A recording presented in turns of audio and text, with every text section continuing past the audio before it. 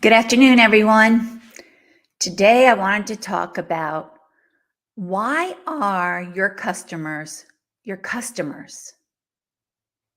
I started to think about this because we all know when you're sitting down to do a marketing campaign, you've got to think about who is your audience. And we all talk about it. Do you know your audience?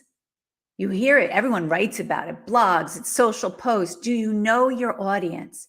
And on a B2B side, we're usually talking about, do you know what title they are?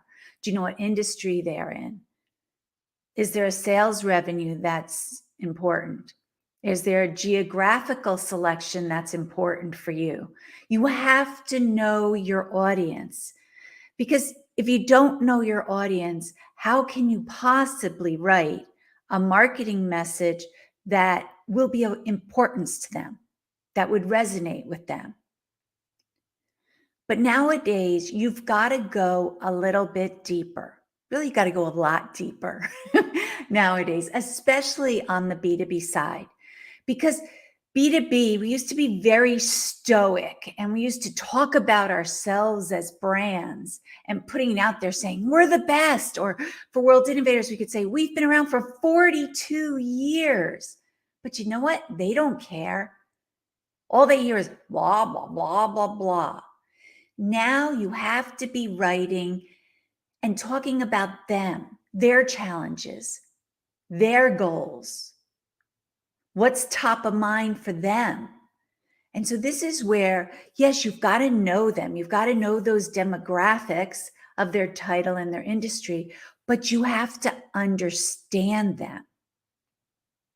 I've talked about this before. And when I talk about understanding your target audience, I start to look at more, what channels are they on? What conferences do they go to? What magazines do they read? Maybe some hobbies that they have. You dive in, you research around, and you find out as much as possible about your target audience so that you not only know their basic demographics, but now you know and understand them a little bit better. You understand that maybe they're not big into TikTok. They don't watch the dances. Maybe they are only on LinkedIn. Those are the types of information that can really help you fine-tune your marketing campaigns so that you create the right messages, but you have them on the right channels so that they'll see them. Today, I'm asking you to go even a little bit deeper. When we start to think about why are our customers, that's an interesting question. And I had to go out and ask some of our customers, like, why are you our customers? It's not because we're the only ones out there doing B2B marketing. Oh, come on. You see it all the time. I'm a B2B marketing expert. I can help you do this. I can help you get all these leads. There are tons of companies out there saying that they can help B2B brands. So why do our customers stay with us? Why do your customers stay with you? It really brings us back to that whole relationship. If I really dig deep into the customers that we've had, let's say more than 2 years, I really can go even further. Some of our customers have been with us over 20 years. Why have they stayed our customers?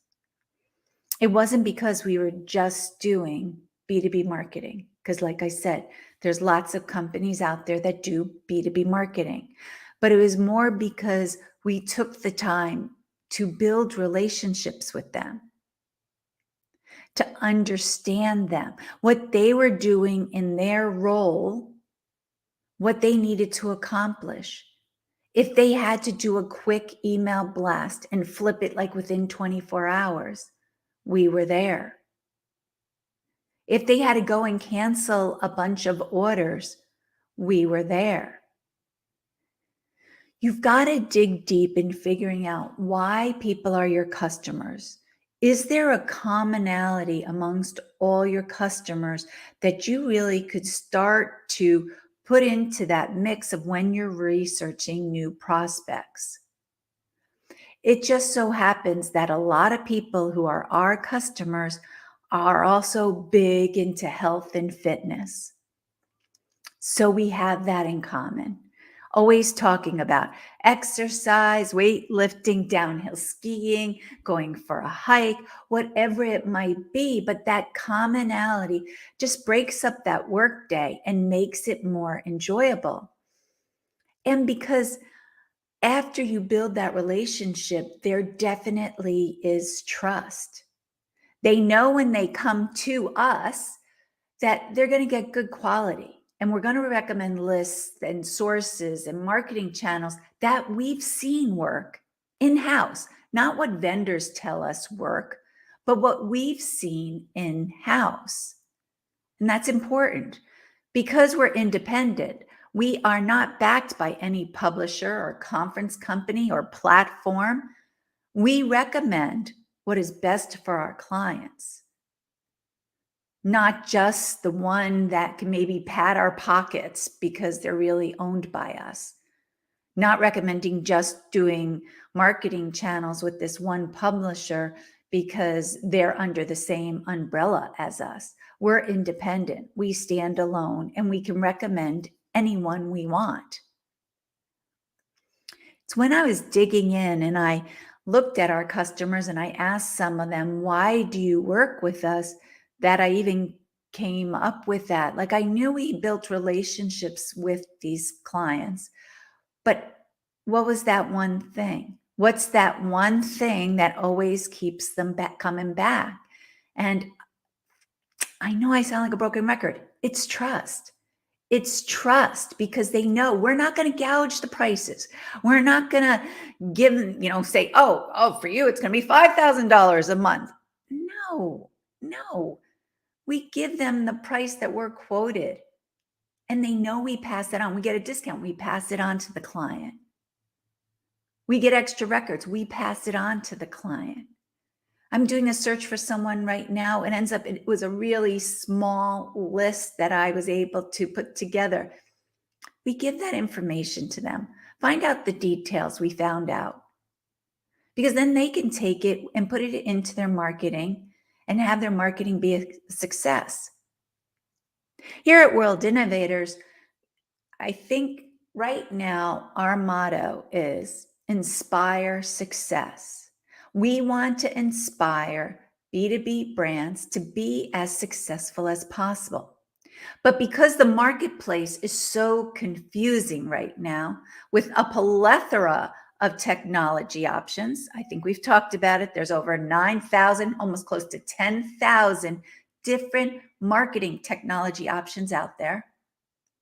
You've got email lists and postal list sources from compilers to response magazines out there, some being whitelisted under several different names, some being put together illegally.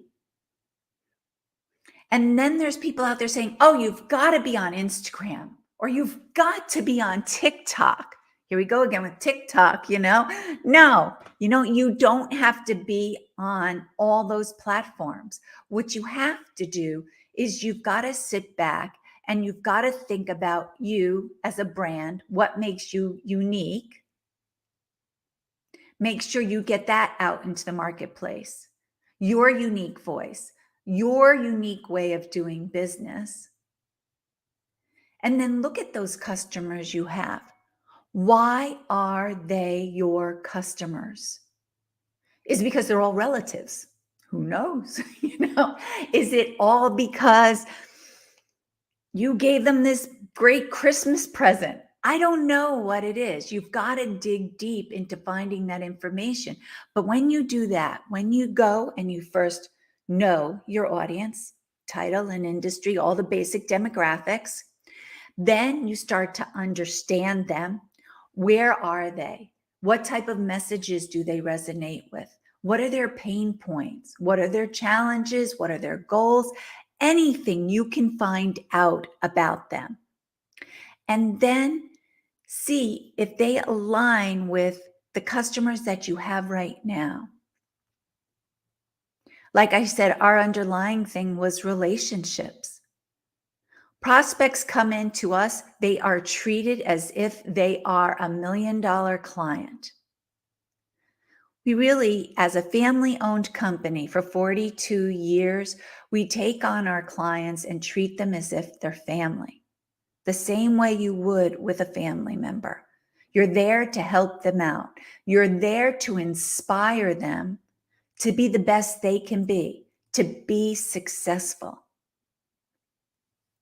I hope you all step away from this. And if you listen to this live and you have some interesting tidbit that you found out about your customer, something intriguing, please drop it in the comments. It will be fun to just start to make this into a nice collaborative setting of talking about B2B marketing tactics, techniques, technology that can really help brands succeed.